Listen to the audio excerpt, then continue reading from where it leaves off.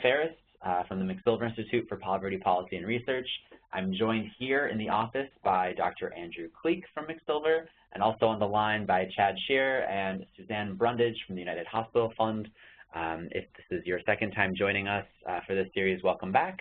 And if this is your first time, welcome. And we're going to spend just a couple of minutes on housekeeping and recapping the previous presentation, and then we're going to launch right into some really exciting content.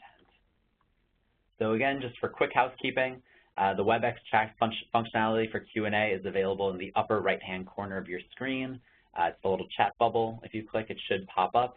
The first thing you'll see is a message from Morgan McGuire on how to dial into the webinar if you're not already doing that. Also, just so folks know, slides and a recording will be posted and made available soon. So keep an eye out for that in your inboxes where those can be found. And just a reminder, as we're talking through timelines of some of the system transformation pieces for the KID system here in New York, that information and timelines are current as of the date of the presentation, as of today. Again, we'll echo what we said last week, that all of the information in terms of the state's children's system transformation is all already current and public that we'll be sharing today.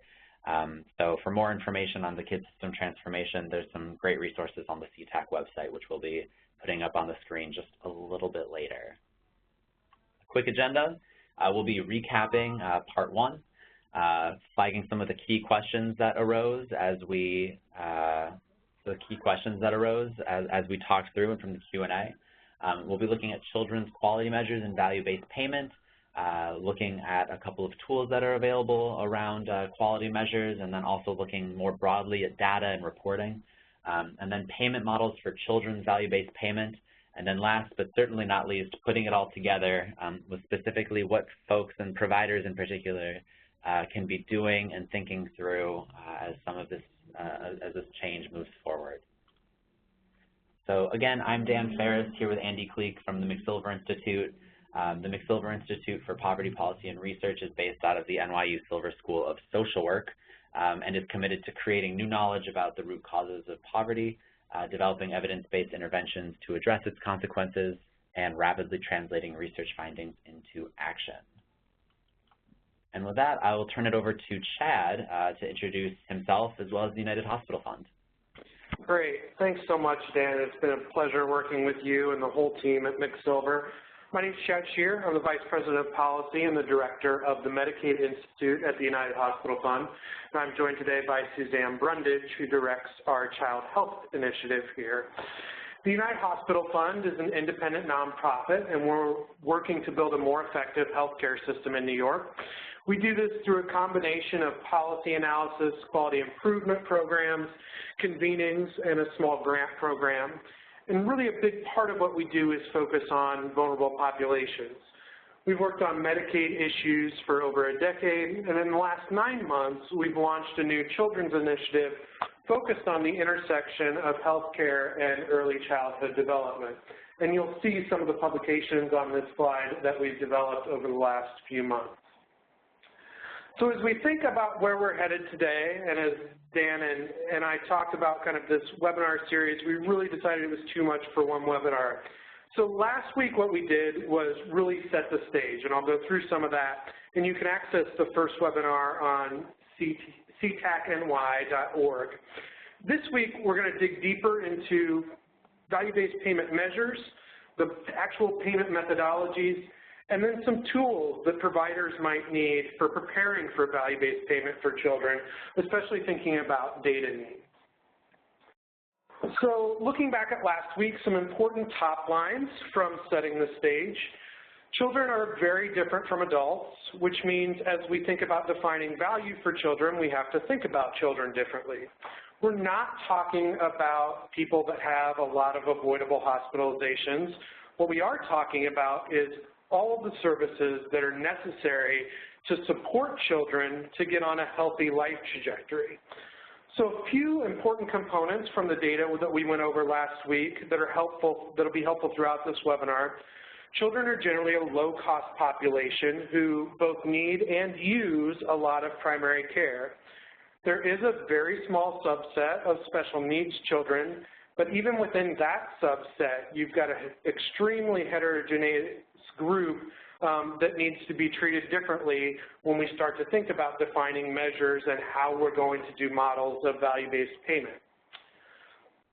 So we're not talking just about kind of healthcare services for children either as we think about this value proposition. Much of what impacts the long-term health for children are the social determinants. And these social determinants have cross-sector implications far beyond health.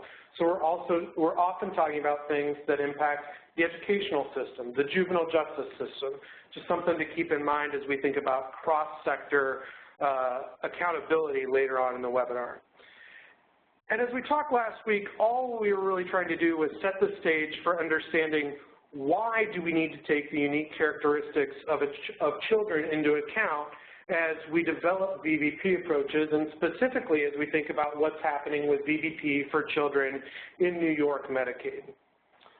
There were a number of great questions by attendees at last week's webinar, and we hope to address a lot of these questions in the material that we present today. No surprise that people were very interested in how you define and differentially address the unique needs of that high-needs special population. If the outcome we're looking at for children are different, and you've got different services and supports for those children, then we need to think about kind of what are the vital stages in early childhood development and how do those stages relate to kind of the services and supports that we're providing and the pieces of outcome measures that we need to see that we're doing a good job on those. So we've looked across the country for some examples, and we got asked about examples from other states, and we'll expand on some of those today. And the most interesting question I think we got last week was about provider buy-in and making sure that the net for VBP for children is really positive for providers. And I think about that kind of both positive from a financial standpoint and more broader societally positive from an improving children's health perspective. So hopefully we'll convince folks today that it is going to be a net positive. As we start to dig into some of these, it's really important to translate kind of our vision for a system that incentivizes a healthy life trajectory into measures that can really be used for rewarding providers for doing the right thing. And to talk about that, I will hand it over to Suzanne Brundage from UHF, who's done a lot of work in this area. Thanks so much, Chad. Good to be with everybody today. In the next few slides, what I hope to do is talk about a few examples where value-based payment is moving forward for kids across the United States and dive a little bit deeply into how some of those case studies, some of those examples are measuring quality as part of their VBP process for kids. And then I'll close with some thoughts on what this might mean for New York as it begins its own value-based payment process and thinking about the considerations of how that would be applied to children. So I think everyone on this call is pretty familiar with value-based payment. I like to kind of start by reminding people that value is, it has two key components. It's quality and payment or cost at the same time. And value-based payment is, of course, a large umbrella term. It includes different ways in which plans may pay providers. We've talked at various stages about that, and I know McSilver has done a lot of work on that. And similarly, it can also mean different things for how payment might be dependent on the achievement of certain quality metrics. But typically, quality is a core component of any value-based payment arrangement, and the goal is to maintain or improve quality while containing costs. And I think given what we discussed in the last webinar about pediatrics being a very low-cost population compared to adults, it's important to really look at the full equation of value-based payments and give us a particularly strong emphasis to the quality and outcomes that can be achieved through value-based payments. So in June, United Hospital Fund released a paper you get what you pay for, measuring quality and value-based payment for children's health care. A lot of what I'm going to talk about in the next few slides comes from that report, and there's a link at the end of this deck if anyone is interested in digging more deeply into the topic. That research had a kind of three-part approach. There's a literature scan of VBP initiatives across the United States and a literature scan of kind of the overall state of quality measurement in children's health today, did a series of expert interviews, and then 3 case studies of payers and providers engaged in VBP. And I would like to just start by saying, the rationale for digging into this work really came from 3 observations. One, there were not many national standards or models for guiding the selection of child-focused quality goals or cost goals, for that matter, in value-based payments. And Medicare has typically been the national leader on this front, and while some accountable care arrangements for pediatrics were included in the Affordable Care Act, those never ended up being initiated. 2, quality measurement as a field has been typically a little bit behind the adult field. Big gains in the last decade, in large part due to Medicaid and CHIPRA legislation, but generally many have observed that a lot of important child health priorities don't yet have corresponding measures, and that's a very important consideration in thinking about how to use quality measurement in value-based payments. And then finally, there was the only survey I could find of existing pediatric value-based payment arrangements was one done of accountable care arrangements in children's hospitals. And really it found that quality was a weakness of many of those arrangements. The quality component of the value-based payment contracts were underdeveloped, and eventually the authors ended up concluding that many pediatric accountable care structures have failed to identify how value-based payment can result in real health improvements for children. So given that context, that's why UHF decided to dig into this topic area more deeply. And as we dug in, our research and interviews yielded a few initial observations about why child-specific measurements in VBP is either challenging or just different than adults. So, of course, a lot of pediatric care is prevention-oriented, and the outcomes of that measurement, of those services can be hard to measure. And also the benefits, one of the main reasons is the benefits, the outcomes of that prevention work is multi-system, and we don't necessarily have the data systems in place to capture many of the multi-system benefits from doing prevention work. Very key challenge. Of course, developmental stages, just the natural growth of children, adds a level of complexity in and of itself in defining appropriate and high-quality care.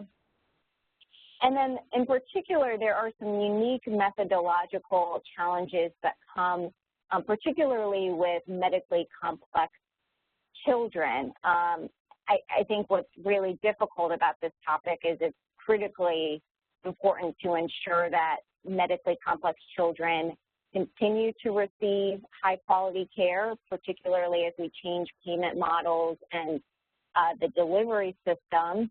And yet, because there is a relatively small number of chronically sick children, medically fragile children, it makes it difficult to reliably distinguish the effects of a provider's care on the outcomes we're observing through data collection. This poses a really significant challenge for tying payments to whether or not quality benchmarks have been achieved. So as I said, we did 3 case studies. One is Oregon Health Authority, which runs Oregon's Medicaid program.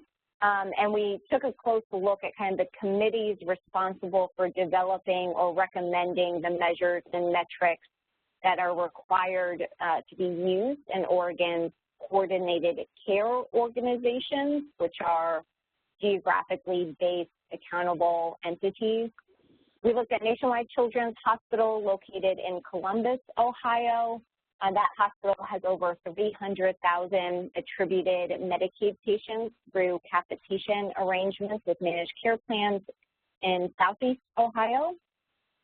And then finally, the Colorado Pediatric Collaborative, which is a nonprofit quality improvement collaborative, which over time has started to take on value-based payment commercial contracts with Anthem and Aetna. And I will note that Colorado Pediatric Collaborative was the only example I could find of a commercial insurance arrangement that used value-based payment for kids.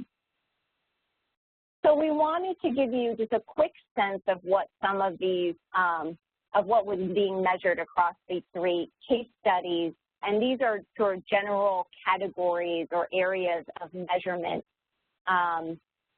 You know, what was interesting is there were only 2 areas of measurement that were common across all 3 case studies. Well child visits, either in early childhood or in adolescence, and hospital utilization, ED utilization, and inpatient admissions.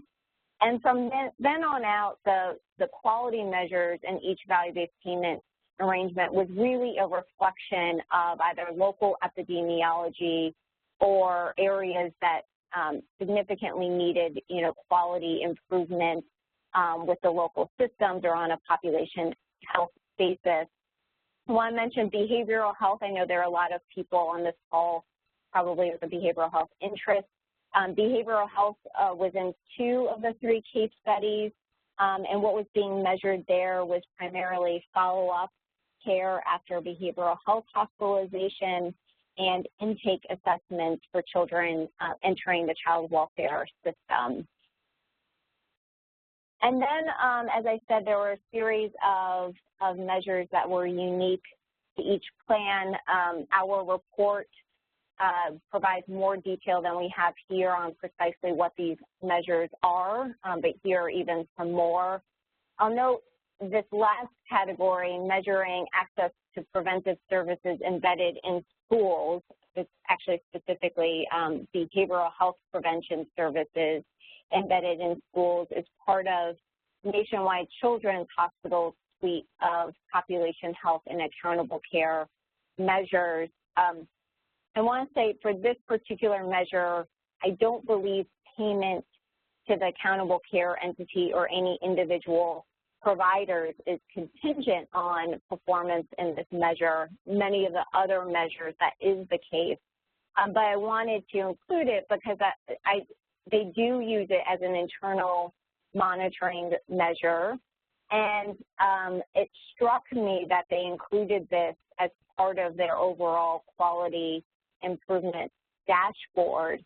And one of the reasons why they've been able to really move into the education system is because of the flexibility they've been given by moving in the direction of value-based payments, and now they're using their quality measures to track their own performance on how they've reinvested some of the money that they've achieved through savings in their accountable care arrangements. So I think across the board, you know, I asked the leaders involved in each of these case studies for their reflections on what they're measuring today and how they think that's going to change as their value-based payment experience matures. And across the board, leaders basically said that they found the inclusion of child-specific measures in their value-based payment arrangements to drive quality improvement. That was seen as a positive thing, of course. But they also expressed a certain, I would say, dissatisfaction or frustration with the current set of measures that they were using today, so the measures or the areas of measurement presented in those last 3 slides. And they reiterated that, you know, their capacity to try and achieve value for kids is highly dependent on the state of clinical and population-based quality measurement today. And, you know, across the board, there was some recognition that the health and development of a child really depends on successful working relationships between the healthcare system, education, housing, public safety sectors, and that the state of children's quality measures has not evolved yet to really reflect that intersection or the quality of those relationships, but that many of these entities were actively working on trying to develop those measures and move into that space to try and both promote value in children's healthcare services and also demonstrate that they are generating value in other systems.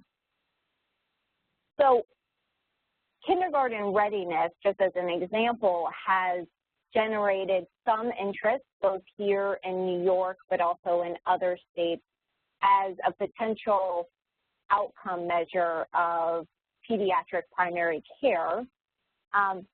And, you know, there are sort of 2 ways in general that I've heard people talk about kindergarten readiness as an outcome measure. One is to use standardized kindergarten assessments and then try and somehow, based on that assessment, kind of go back and link, tie some accountability back to the healthcare system based on those assessments. The other option is to really think about the components of healthcare and early education systems and other systems that contribute overall to kindergarten readiness and try to bundle that together. So what is on the slide in front of you is an example of a kindergarten readiness measure that the Oregon Health Authority is trying to develop in coordination with their early learning system. But their vision here, and this, there's more information on the report about this, their vision here is that you could eventually get to a state with data systems that you could bundle together a number of these components and tie some accountability back to the pediatric system for the healthcare components, while also tying, you know, perhaps the kindergarten assessment components to the early education system. And so that this was proposed in the last year. It has continued to move forward through the Oregon Health Authority's process, and I expect we'll see much more on this in the next few years. So where does that bring us today back here in New York? Well, I think we can start to apply kind of a similar analytic approach in New York, you know, thinking about what are we measuring today, what might we want to measure in the future to define value or to capture our sense of value, and then think about some of the process takeaways for New York. So in general, New York performs well on what we tend to measure and collect at the state level. This data is drawn from CLAR and the Child Core Set. Of course, there are definite areas of improvement. Asthma medication management, very clear area of improvement. Even in the areas where we're a top performer among states, there's still, you know, significant opportunity to kind of improve our overall aspirations. Sometimes we're a top performer because other states just have an overall low level of performance. But again, in doing our research and asking people to reflect on these measures, we similarly got a sense of a desire to start to push the envelope and develop or adopt measures that go beyond classic service utilization, keeping in mind that any measures that would be used would need to be evidence-based and nationally endorsed, et cetera. So Chad and I, in our last webinar, talked a little bit about a paper we published with the Schuyler Center for Analysis and Advocacy, and that paper was written by Bailett Health. Michael Bailett is an independent expert on payment systems, and we asked him to take a similar look at the New York system, New York quality today, and think about, okay, if we're going into a real value proposition, what's the value from the primary care system? How would we define it? How would we measure it, given an opportunity to kind of think about this anew? And he came up with these kind of 8 domains of measurement. And what I like about the 8 that are here is the combination of things that we measure now in the state, certainly, access to primary care, things that we could measure, other states do measure and report on, developmental screening, for example, and then some areas where there would certainly need to be a process in place to think about what do these outcomes mean, how would we measure it, is it possible to develop, reliable, standardized measures to capture some of these domains. So particularly items 7 and 8 here, health is well managed, child is emotionally well, child is able to function effectively in their environment. And in this paper, Michael Bailett also ended up giving a nod to kindergarten readiness as, again, a kind of outcome measure that symbolizes sort of a young child's ability to function well in their environment. So just pulling back really quickly, what does all of this mean for New York? We came to kind of 4 conclusions. First is Medicaid will really have to lead the way, especially in thinking about long-term outcomes or multi-sector outcomes. There does seem to be kind of a growing consensus in the child health community that more ambitious measures are needed. So we can start with what we have today, but put in place a process to really expand our sense of what we're measuring. Third, again, medically complex children have a lot of methodological complexity to them, and especially before entering a risk environment where payments tied to quality measures, there's going to be a lot of thought, needed in that area. And then finally, again, payment reform is an opportunity to drive delivery system reform. It's an opportunity to incentivize quality improvement, and we can really think about using the strong primary care base that New York has to incentivize providers to experiment in new ways of integrating or co-locating some preventative behavioral health services, some oral health services, and starting to think about social determinants of health. So with that, I'd love to turn it over to Dan and Andy to talk about a project in New York focused on data and outcomes as we head into value-based payments. Fantastic. Thank you so much. That was really wonderful. So I'm going to talk about a project we're actually wrapped up, I think, on Monday, working with agencies around the state on thinking through the importance of outcomes and use of your data. So I'm going to talk a little bit about it, and then my colleague Dan is going to talk about it a little bit more and show some of the stuff that we've been doing. And I also just realized that we have an opportunity for continuous quality improvement on our slides, because it says it's the assessment database and EHR report as opposed to report project, but you'll have to have at least one typo in, so I'll own that one.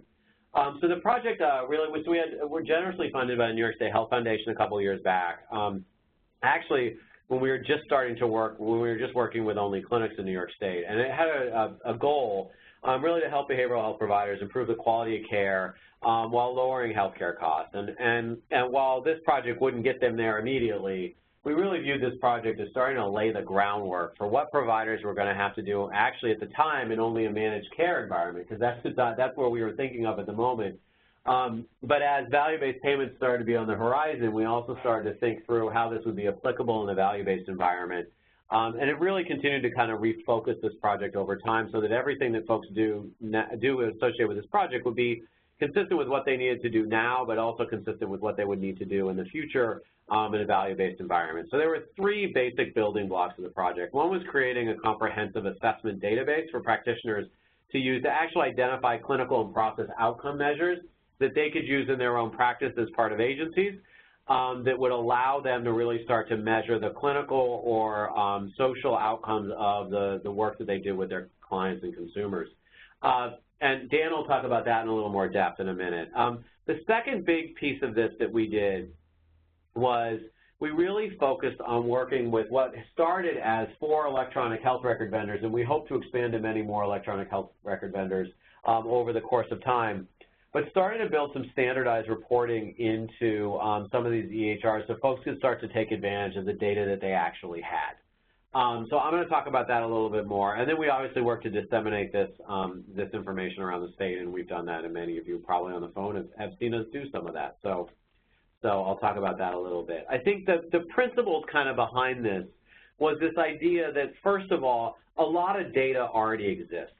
So it's not as if there isn't a lot of data in our systems, especially for folks who already have an electronic health record. That data is already there. But what often happens is we don't use that data in a way that's actually helpful to us. It sits in a database somewhere. We don't necessarily know how to get it out of the database. And we don't actually figure out what data would be helpful to us to actually, one, think about treatment decisions, but also think about how much things cost for us to deliver and all of those kinds of things beforehand. So one thing is about how do we capture that data? How does it inform the work we do with the client, with the program, with the agency? Can that data be helpful to the payer that's actually paying for these services? How can we use that data to actually demonstrate our value to the payer of services? Because, you know, as we move into a value-based environment, we're ultimately going to have to be really very, very concrete and clear about what is the value that we as an individual agency or provider bring to the table so that they'll want to contract with us. And the data must be accessible and actionable by everyone. It can't just sit in the program director's office or the CEO's office or sometimes in the IT person's office. It has to be something that actually is actionable and usable by everybody.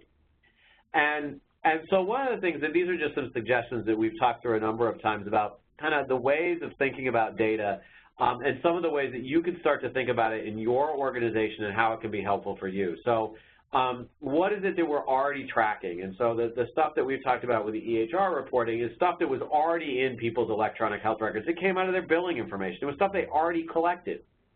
And rather than so our approach to that was rather than going back and saying, wait a second, we're going to go have people collect a bunch of new stuff, which nobody ever wants to do because no one has time. What was it that we were able to do? What was it that you're able to do to kind of build this into your actual reporting? And so what is it that you already track? What do we need to track? What are the things that we actually have to collect and do for other projects? Sometimes our funders need certain information. And then how should we track our progress? What kind of standardized monitoring tools can we use? And then how do we set this up in some kind of feedback loop? So one is also to think about how people are going to use the data. First, clinical staff are going to collect this data, they're going to collect it, they're going to monitor it, they're going to review the data to make treatment decisions. So how can they use the data in their clinical practice? As a program director, what do I individually need to know about my program? Do I need to know, things about how much it costs to deliver services. I need to know about what are the types of services that are being delivered in my program. I also need to know whether my clients are getting better or not. And then the final thing I need to know is also, you know, very simply, is there anything, is there crisis going on? Like how do I track all those kinds of things? And then at an organizational level, what's the information that I need as an organizational leader to really kind of move this stuff going forward? So I always use this, folks, and anybody who's ever seen me on a webinar in person, I always use this, folks, of this example of ADHD and just of how this all plays out around one individual person. So as an agency level, right, do you have kids who have ADHD? How do I assess for ADHD? How do we treat for ADHD? Do our kids get better over time? Is that consistent across all the other people who get services for ADHD, or do I have some kids for one reason or another who get better when I treat them for ADHD and other kids who don't get better when I treat them for ADHD? How do I manage all that? What does this mean for folks? And the example I always use really, really quickly here is how many kids do I have who get treated for ADHD? And at a program level, I know that most of the research on ADHD actually suggests that the kids should be treated in a family setting for ADHD, working with their parents rather than working with them necessarily individually on how to improve for ADHD, right? So in that kind of situation, as a program director, how much of the services that we're being provided to kids with ADHD are actually family-based versus how many are individual-based?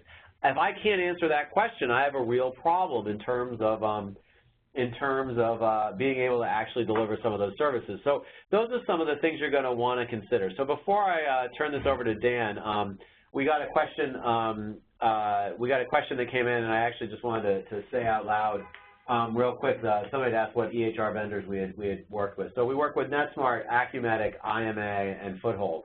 And we're actually having some conversations with others in the background and would be very interested in working with other vendors to implement the same report. So just to answer that question. And with that, I'm going to pass this over to Dan Ferris. Fantastic. Thank you so much, Andy. So keeping an eye on the time, and we'll hold to my promise to our team to keep this brief.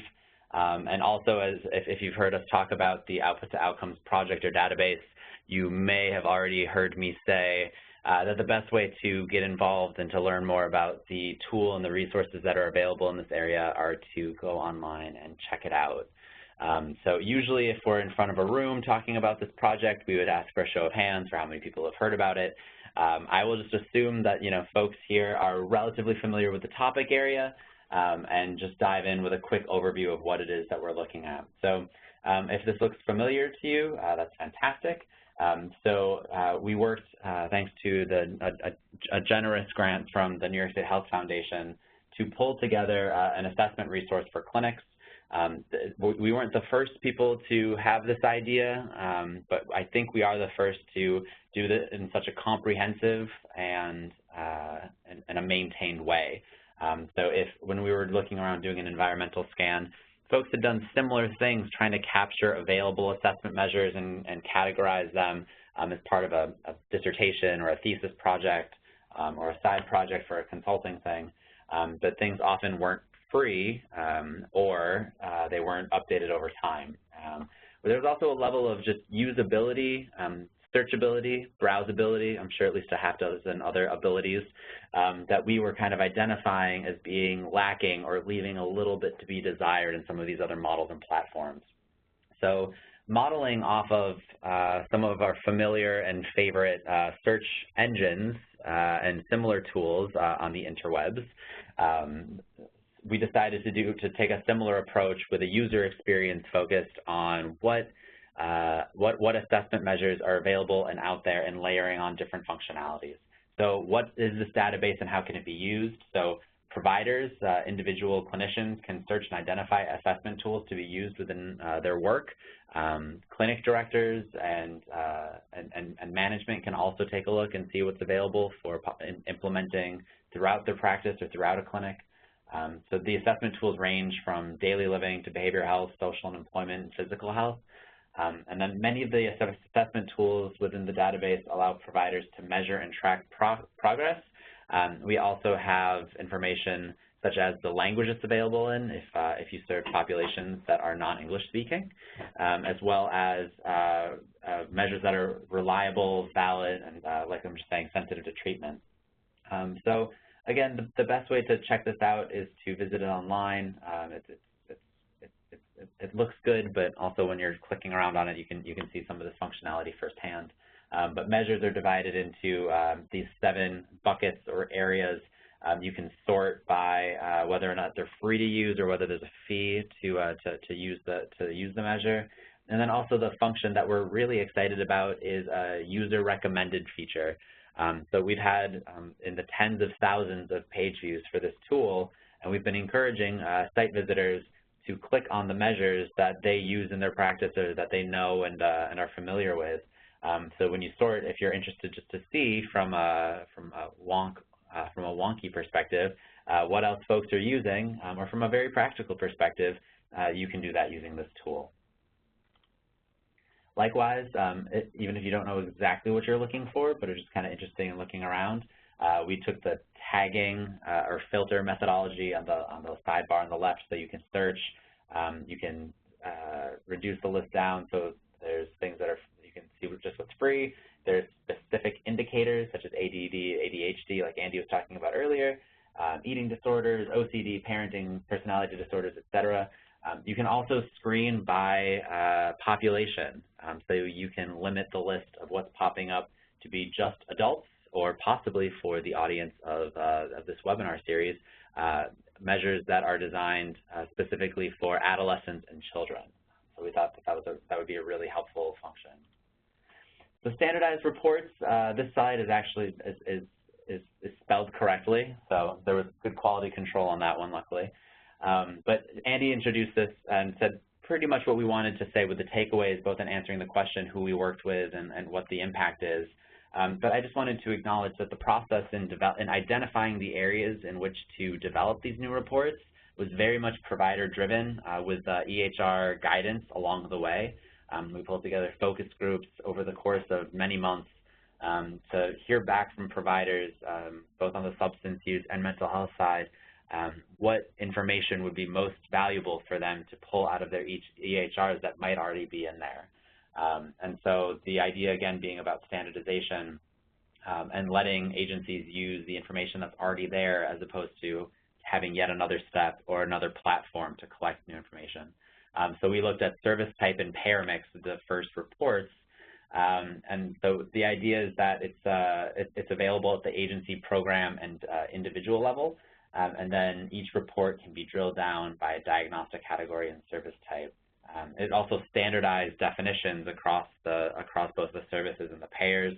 And the really big take-home that we were really, really excited about is that even though it was started as a pilot, it will be available free of charge and available in perpetuity to all current and future New York State clients of those identified EHRs. And as Andy mentioned, we've already had conversations with other EHR vendors to help them implement these reports to make them available as well to their clients.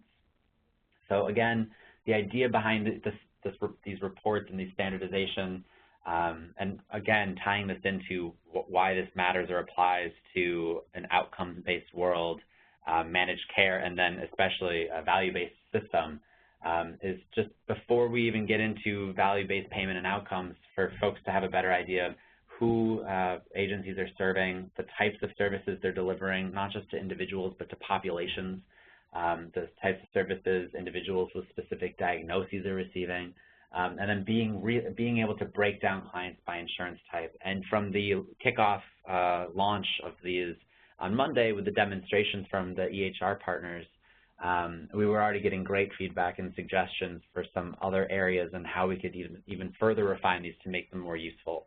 So if this sounds like something that would be interesting, please send any suggestions or comments this way.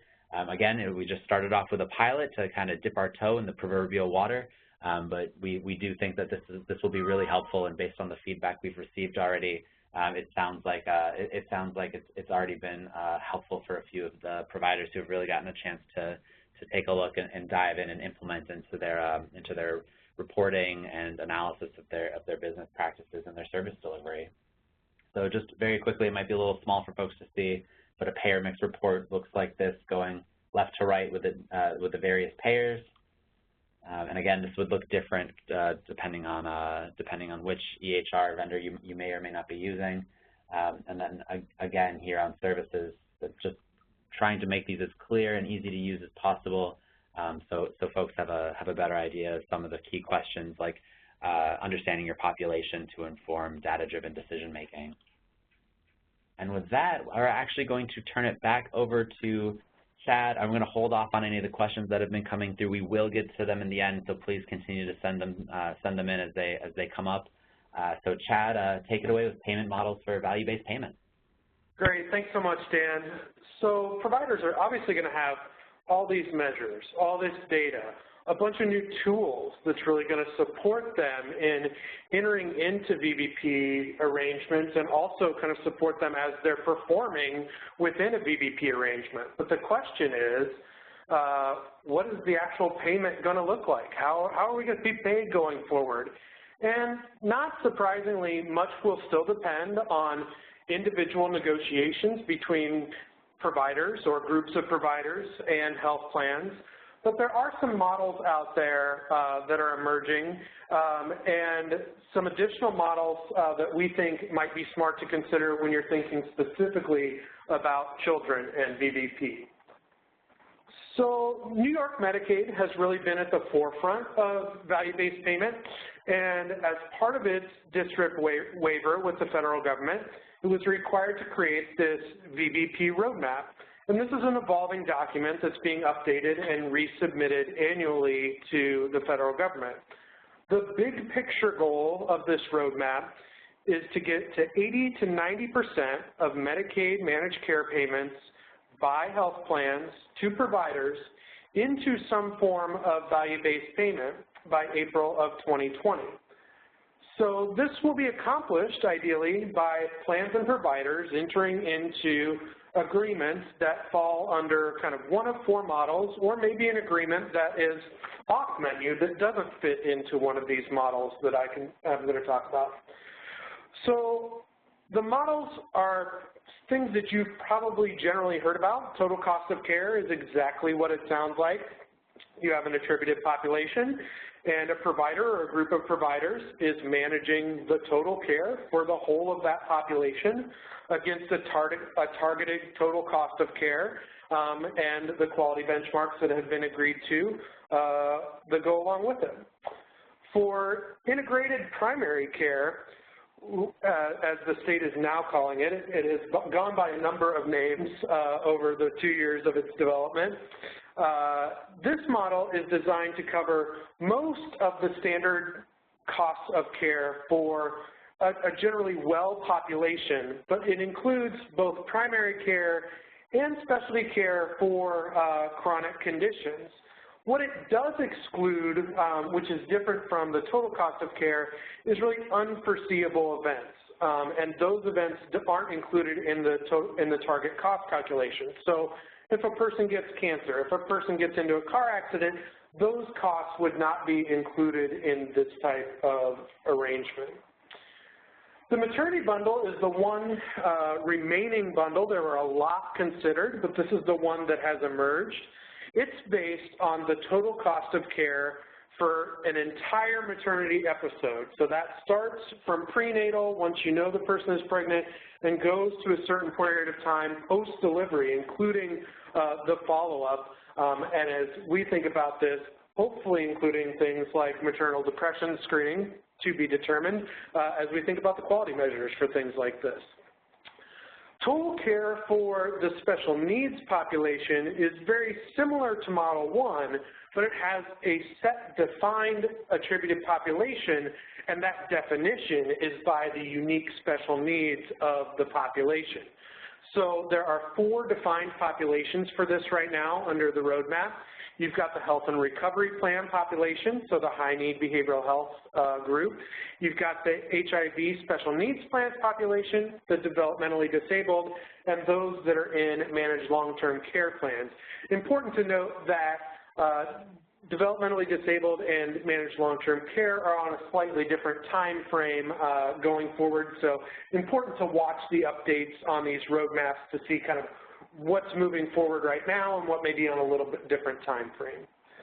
So once you've chosen the model of agreement that you want to get into with a plan, you have to decide, okay, I'm the provider, how much risk am I willing to take on in terms of kind of meeting the goals of both quality and cost of care? So there are different levels of risk, and the state talks about this kind of as a continuum. Under level 1, the provider will receive part of the savings if they both, 1, meet the quality measures. Don't ever forget that you have to meet the quality measures, And two, that care at the end of the day, the total care costs less than the target budget. Now, if in this model you go over the target budget, the provider is not responsible for paying the plan back for the amount that they have gone over. In level 2, that's actually what we get in. The provider may get a higher percentage of the savings under this level, but for going for that higher level of savings, they also then would potentially have to pay the plan back for a portion of the losses if the care for their attributed population exceeds the targeted budget that's been set. In level 3, the way I like to think about level 3 is effectively the provider receives a sub-capitation payment from the health plan. And under that level, the provider is at full risk of providing all the needed services for the attributed population regardless of what those costs are. So when the provider assumes that much risk, and the capitation payment doesn't cover it, they have to figure out how to make up for that difference. There are a lot more details on how this works in the roadmap proper. Last December, we did an explainer of the first version of the roadmap, and that's available at UHF's website. And we hope to have an updated explainer of the June 2016 version of the roadmap out in a couple of weeks. So there are still a lot of questions. Despite the fact that we've got this great roadmap, there are still a lot of questions about how this is going to play out in practice. The plans and providers are probably going to have some flexibility on the measures that they choose and kind of what portion of the payment is going to be based on the quality measures that they choose to focus on for payment. Somebody's going to have to set these cost and quality targets, and the question for a lot of this is kind of what's the right level for that? The second question on kind of quality achievement is, are we just going to pay for improvement, or are we going to pay for both improvement and high achievement? This is kind of the standard question as you think about how do we pay for quality. The roadmap suggests that in especially level 2 and beyond, the providers and plans will have to work together to address at least one social determinant of health. But it's not clear kind of how this is really going to work out in practice and what the plans and providers are going to agree to work on. This is especially important as we think about social determinants for children. And we all know that community-based organizations are really vital to addressing these social determinants, but I'm struggling as an analyst to kind of really see how exactly community-based organizations are going to be included in these plan and provider negotiations and how they're going to kind of be within these eventual VBP arrangements and how the money's going to flow to the CBOs. So I think a lot of that still has to be worked out. The good news is this is a really iterative process. There are going to be a bunch of pilots announced later this year, and they're going to test all these models and all the different logistical details.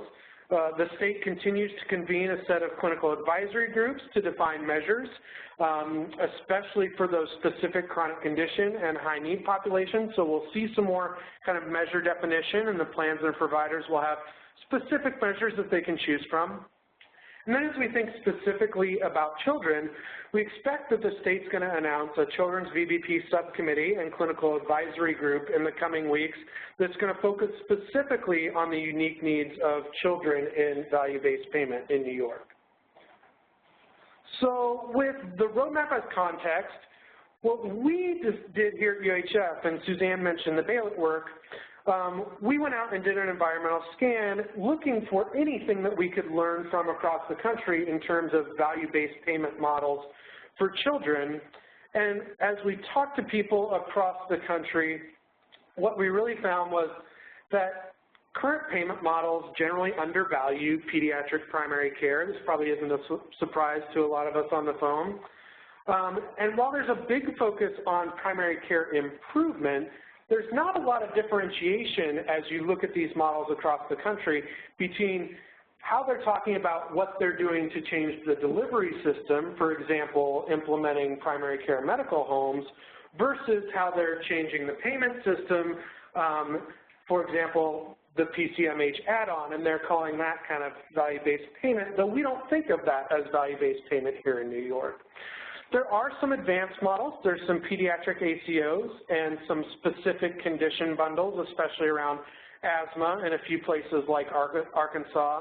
But what we found with those, consistent with what Suzanne said, there's not really a heavy quality focus in those programs, especially during the early years of implementation.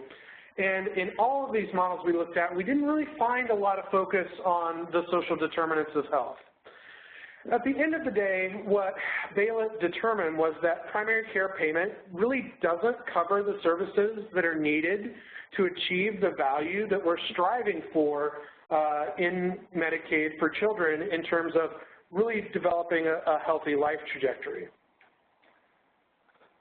So where the value in the current models really don't match up, especially, is on these social determinants of health. And I won't belabor the point here, but if we're not screening for social determinants, if we're not providing the appropriate interventions or linking children to the appropriate additional services, we're not providing value for those children. And as we look at social determinants, what Bailiff said is that it might be most realistic to focus on a few social determinants where we think the pediatric primary care practice can have a real impact. And you'll see those on the right of this slide: parental depression and stress, kindergarten readiness, environmental triggers of asthma, and addressing the adverse childhood events, especially through working with parents. And I think that's something that also came out throughout our work with Bailiff, is kind of the important role of parents and getting parents engaged at the primary care practice. Otherwise, you're not going to be able to drive this value you're striving for with children. So with this as context, what Bailiff did was step back and said, okay, we know what we know about the kids, which we talked about a lot in setting the stage in webinar 1, and we know that the current models don't necessarily work. So how are we going to actually do value-based payment for kids? And what they came up with was a little bit different from what you might think we do if you were just looking at, say, the New York Roadmap alone. For the large proportion of really well children, Bailiff suggests a primary care capitation, and he suggests starting that primary care capitation at a rate that has actually increased from historical pediatric primary care levels and increased based on a number of factors, which you'll see here. This capitation payment would then be further enhanced by a care coordination payment specifically focused on children with certain risk factors. So if you've got a bunch of kids with social determinants that need to be connected to community-based organizations, we need to adjust the capitation payment kind of based on those risk factors. Finally, Bailiff suggests a performance incentive bonus that enhances payment both for quality improvement, and I talked about this before, and for excellence in quality, kind of overall high performance. So as you think about this vis-a-vis the roadmap, it's not all that different from the integrated primary care approach, but unlike that approach, this would really only include primary care services and costs, and Bailiff does not suggest using a shared savings or shared risk approach here, given that we're talking about a population where there aren't a lot of savings to be had, because we're talking about the 90% of children that don't actually cost a lot. And you can go back to webinar 1 and see how we talked about that. So for this 10% of children with medical complexity, Bailiff suggests that a different model makes sense, but he includes some important caveats. He suggests a total cost of care model, but since we know this population is so heterogeneous and you require a sufficient number of children to really deal with this heterogeneity problem, we have to think about kind of how many kids do we have in a certain geographic area, in a certain plan, seeing a certain provider. Are we ever going to have enough N to do this? Something to think about in the New York context. You know, we're thinking about treating the developmentally disabled population differently under one of the models in the roadmap. If you take that population out, do we have enough medically complex children left to do a separate type of total cost of care program for them? These are all open questions that we hope will potentially be addressed by the upcoming subcommittee. So how the risk would work under this agreement, Balint really thinks that level 1 and level 2, if we're thinking in roadmap terms, shared savings and shared risk would be okay, but that full risk is actually a bridge too far, that you would never want to go to level 3 for special needs children. And he says that because of the possibility of substantially huge outliers in this children's population and the issue of regression to the mean in terms of a kid being high cost one year, not necessarily being high cost the next year. So as we think about this, it's important to remember that kind of no cost savings in any of these models would be distributed without sufficient improvements in quality. So as we think about total cost of care for special needs kids, we're still going to have to define those measures for special needs kids and make sure they're being met before we share savings with providers. Similar to the other model, this model also has a care coordination payment. That care coordination payment would be bumped even higher than the one for primary care capitation, and that would take into account kind of the specialty care needs of this population. So as we're going forward, this is going to take a fair amount of time to figure out. We are at the vanguard here. And there are some key issues that I think providers and all stakeholders should be considering throughout the deliberations and as we get into implementation of value-based payment models for children in New York. If we are going to increase primary care payments for children and in hopes of putting them on a healthy long-term trajectory, where is that money going to come from? Is it going to come from savings on the children with high needs? Is it going to come from savings on the adults, from everything else in the VBP roadmap? Are we going to come up with new money?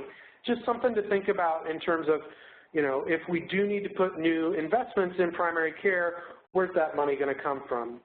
Suzanne talked a little bit about joint accountability.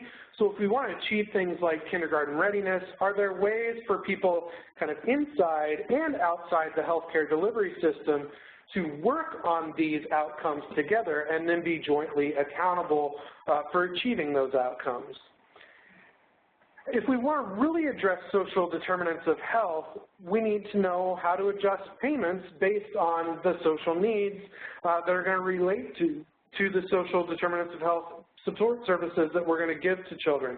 So as we think about that primary care capitation payment model, we want to think about, okay, how might we risk adjust that model not just based on common demographics, but on the actual social determinants that we're seeing in these children.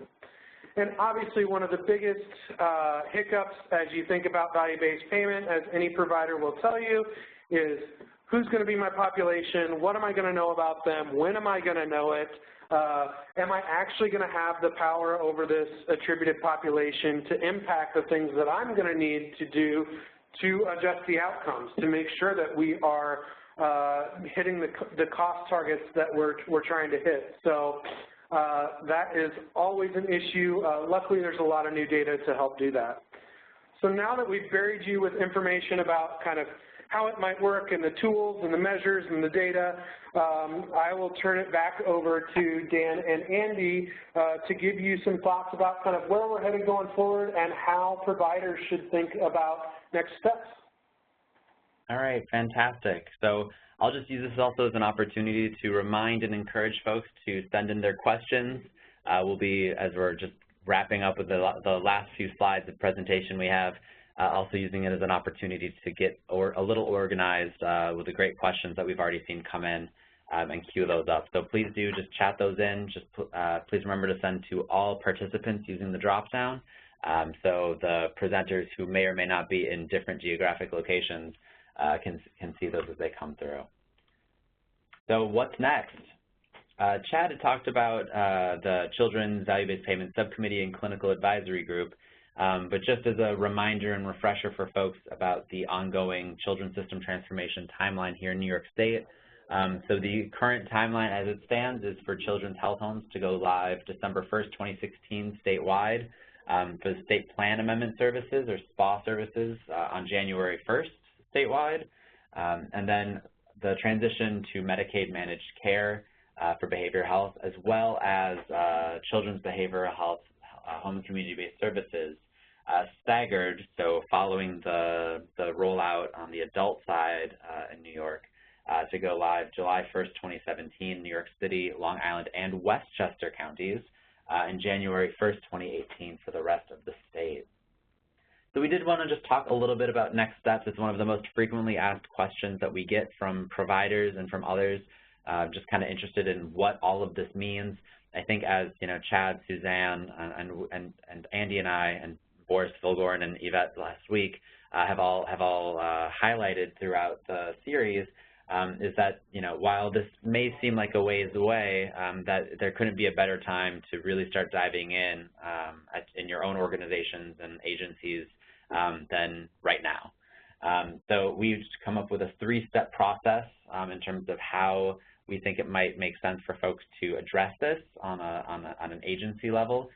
With step 1, just very briefly, being determining where you fit in and carving out that time amidst all of the things that arise on the day-to-day for some real thoughtful strategic thinking with key team members that span across the agency, folks in different positions and roles, and should ideally touch upon all areas of the services that are provided. But again, the idea here is it's 4 parts to step 1. Define, evaluate, measure, and then clearly articulate, so not just to articulate, but to clearly articulate and really to tie in some of the specific goals and activities with some of the broader healthcare objectives that are leading forward some of the system transition, transformation change, both here in New York State, but then also nationally. So we always like to talk, you know, we like to joke that you can't have a webinar about system transformation without talking about the triple aim. So, you know, for maybe the first time, maybe the 5th time in this 2-part series, the triple aim of healthcare, of improving care, improving health, and reducing costs.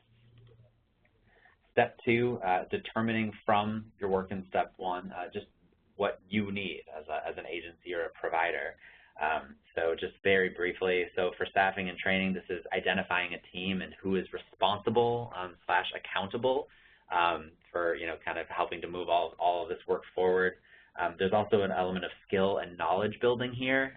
So by attending a webinar series like today, if you've come to the value-based payment, the conference earlier this week, participated in other TAC offerings, maybe the Department of Health value-based payment boot camps that have been ongoing. These are all great starts, but just to also make sure that the knowledge that is being gained isn't just staying with one person, but is being shared with your colleagues and across the agency.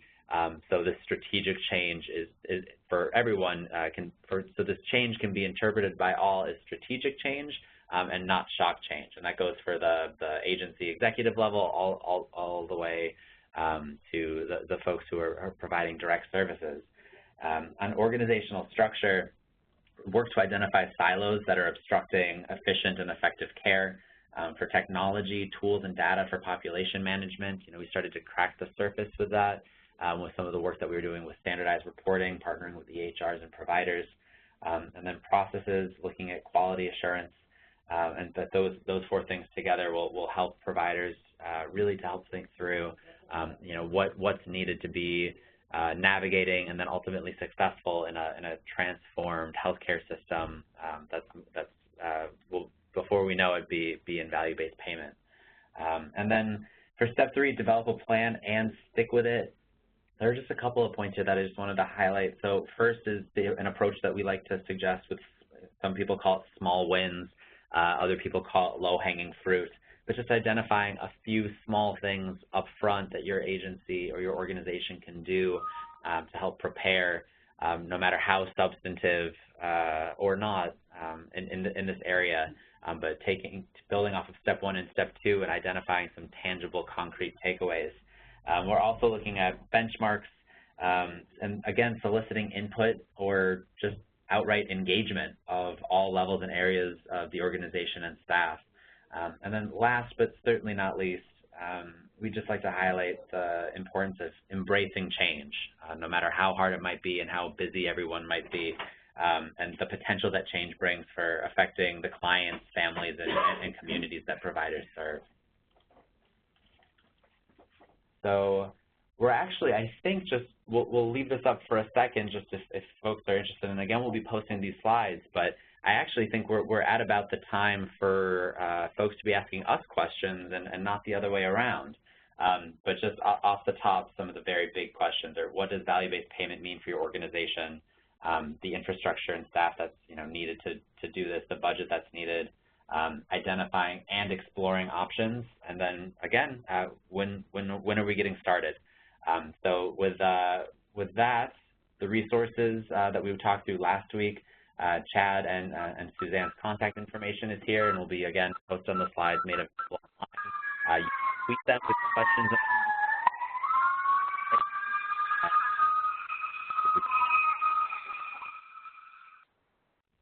There we go. All right. So, and then a list of the different publications that Chad and Suzanne have talked through.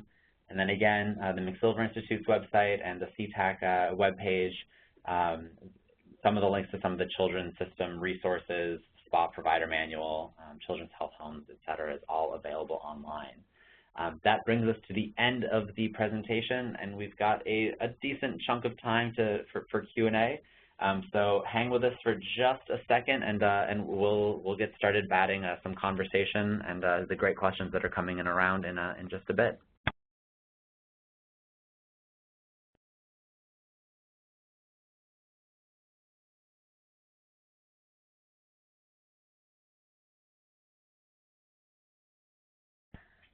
So a great question that came in that might be worth batting around for a little bit would be: how will value-based payment services addressing the social determinants of health be reimbursed, with the understanding that the results of addressing social determinants of health may not be seen immediately, but a few years down the line?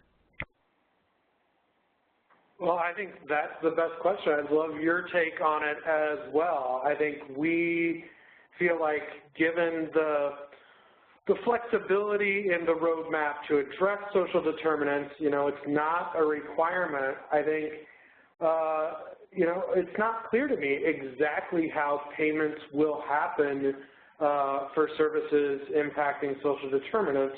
Ideally, providers will realize that they can't move the needle on their cost and quality targets without working with providers that are going to work on social determinants of health, and therein they'll figure out a way to get them engaged and pay them. I don't know whether that will be a payment from a provider to, say, a community-based organization, or if the community-based organization will end up directly working with the plan at some point in time. But I think those are huge issues that need to be worked out, and the out-year kind of return on investment on this is going to be a huge issue, because we work in a system where all the budgets are based on one-year, planned contracts with the state. So we may need to think about ways to incentivize things across years, and I don't think there's been a good way of doing that yet. Yeah, and this is Andy, and I think, just to add to that, I think especially that the kids piece is trickier too, because some of those investments in the social determinants of health pay off in healthcare cost reduction on the adult side in a way that I don't think they do so much in that direct line to healthcare costs on the kids side. And they really, I think to your point, Chad, really pay off much further down the road in terms of they just pay off much further down the road in terms of educational attainment and those kinds of things. So I think it's also a strategic investment. It's really a conversation with policymakers about making that more long-term strategic investment in our children.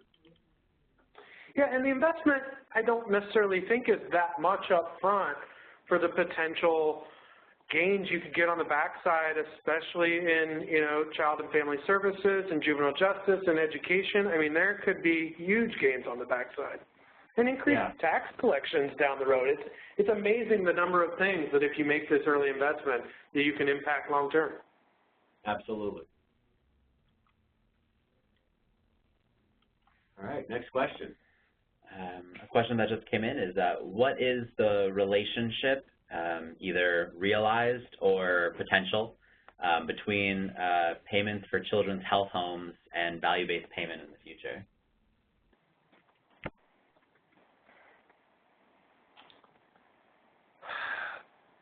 That is another great question.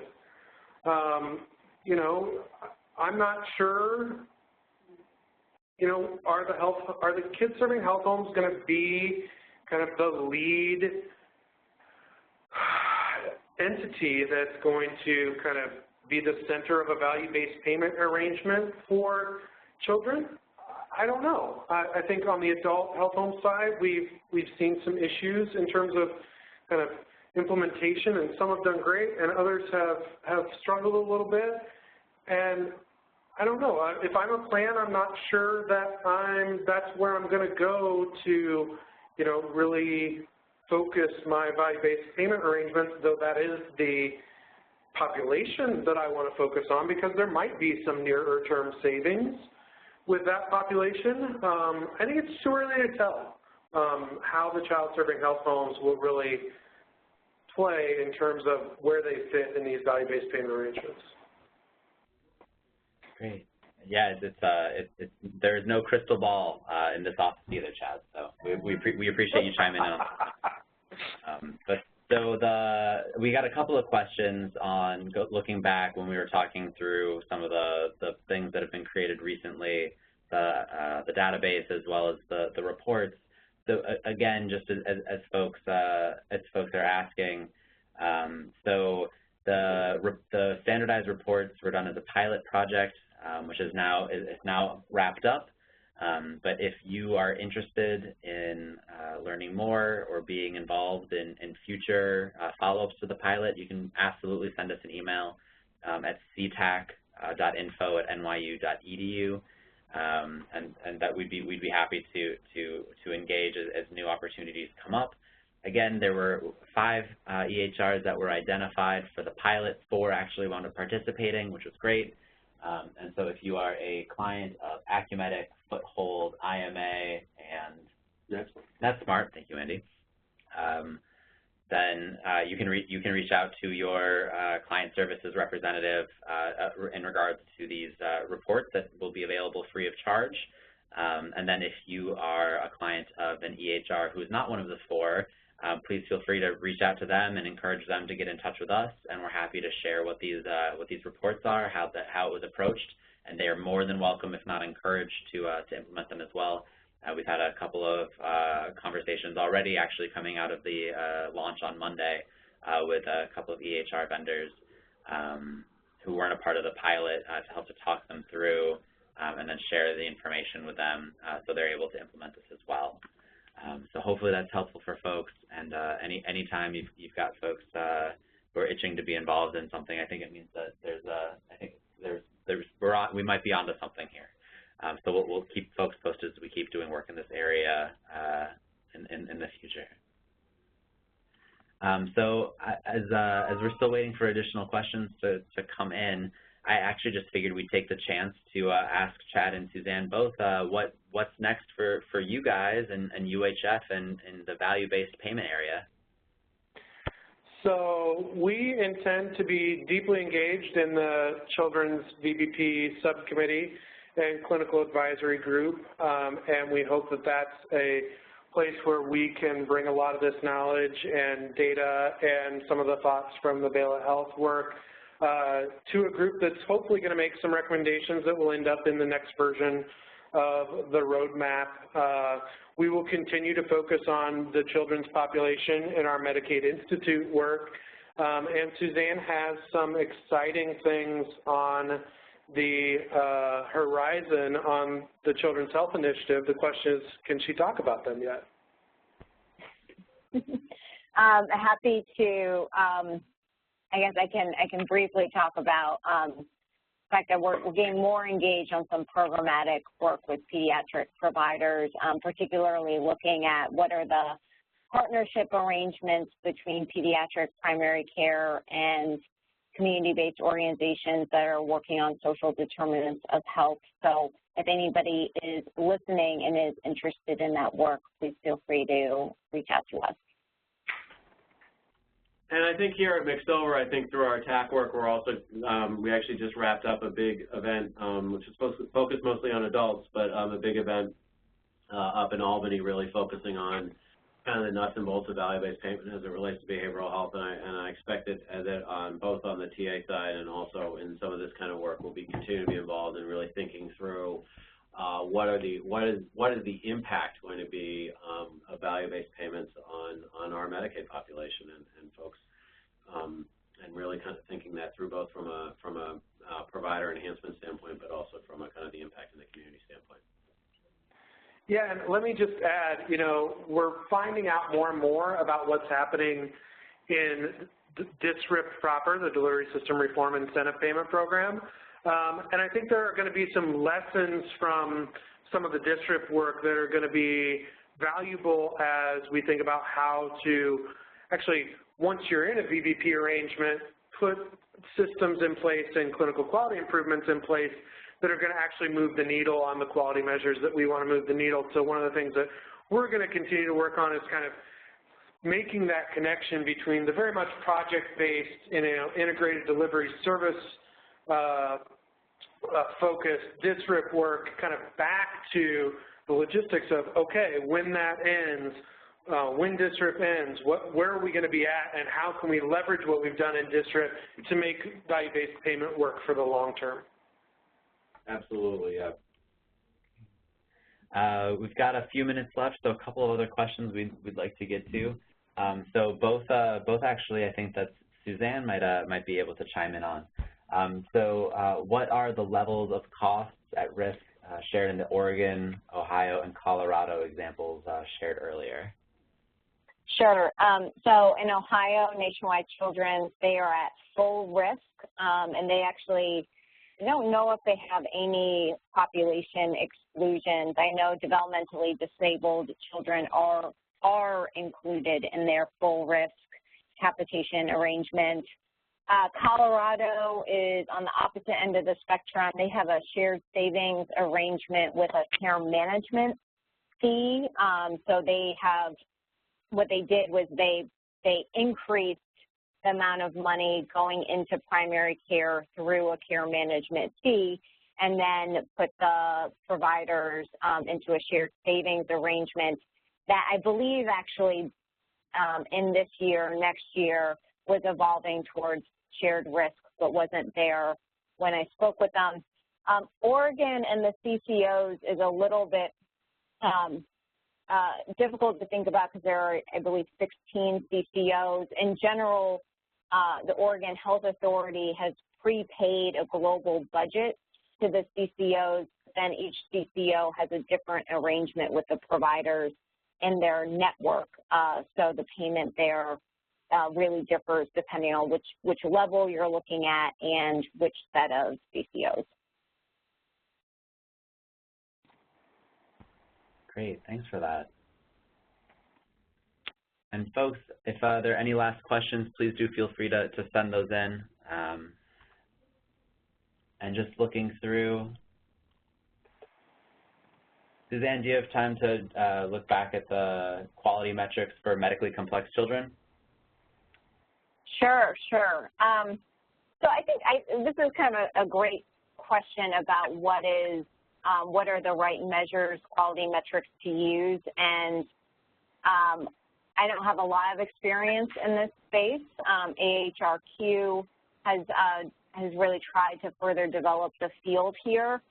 The one in our case studies, as I said, Nationwide Children's Hospital does include medically complex kids in their value-based payment arrangement, yet most of their quality metrics are focused either on prevention and primary care, maternity and birth outcomes, or children with chronic health needs like asthma and diabetes. I think that the few quality metrics that really apply to the more medically complex kids is the number of patients that are receiving high-risk care coordination, and then they do quite a bit of work with newborns that are receiving feeding tubes. So are they at the percent that are acceptable weight? But a lot of it's really focused on the kind of NICU experience. I will say, for whoever asked that question, Seattle Children's Hospital, I believe, is kind of considered the leader in this field. and they have developed some expanded surveys on family experiences with care coordination for children with medical complexity. I think they also look at hospital-to-home transitions for pediatric patients, as well as pre and post, referral communications for kids that use a lot of specialty pediatric services. Great. So one more, we'll call it the lightning round as we're pushing up on 4 o'clock. One last question that anyone can feel free to chime in on. And so going back to DSRIP, what is going to happen to the PPSs after DSRIP ends? I mean, my take on this, and I'd be interested in you guys' take on this as well, is my sense is if as these things evolve and develop, that they become an ongoing sustainable model, because really what's being developed under DSRIP is a network of providers who can treat a given population, which, in another using other language would look a lot like an ACO. So my sense is probably not all of them, but many of them morph into other entities, which would be an ACO or some other similar kind of model. I don't know, Chad or Suzanne, what you guys think. I think that's exactly right, and I think it kind of depends on who's come together and who has a positive experience having come together under this model. And I totally agree that it would be kind of an ACO or an IPA, but it won't necessarily be the whole of the PPS as you see it today with a network of, say, 6,000 providers. It may be, the 3,000 providers that they think that they can best work with that come together in an ACO or an IPA-like entity. And you may have different types of entities having kind of been in DSRIP, realizing that, oh, no, I can do a fair amount of this myself working with, say, a DSRIP lead type entity, but I can come over here and create my own IPA and get into this game a little bit myself too. So I think it'd be very interesting to see how it plays out. But you're right, I think there will be a number of ACOs and IPAs that come out of this. Scope of them, I think, is an open question. Great. Well, so we are at 4 o'clock, which I'm usually ready to wrap things up at 4, but I'm a little bit sad that we don't have more time to talk about all these things with this webinar. So, folks, I just wanted to say thanks again so much to Chad and Suzanne for their incredible, immense contributions to the parts 1 and part 2 of this webinar series, and sharing with us and the broader public their work and their findings from these incredible reports that they've been working on. Also just wanted to do a quick acknowledgement of Andy Kleek for his work today, as well as Boris Vilgorin and Yvette Kelly from our team for their presentations last week, and of course to Morgan McGuire, who's helping us out in the background with managing the Q&A, making sure that everyone can be heard up front, and a number of other things in the background. So I would say after the success and the interest in these kinds of things that folks should not be shocked or surprised to see similar offerings, maybe even a future collaboration between McSilver and UHF, if I may be so bold, in the future. So stay tuned, and we'll really look forward to continuing to work to share information about some of this important system transformation work that's happening as it happens. So thanks again, everyone.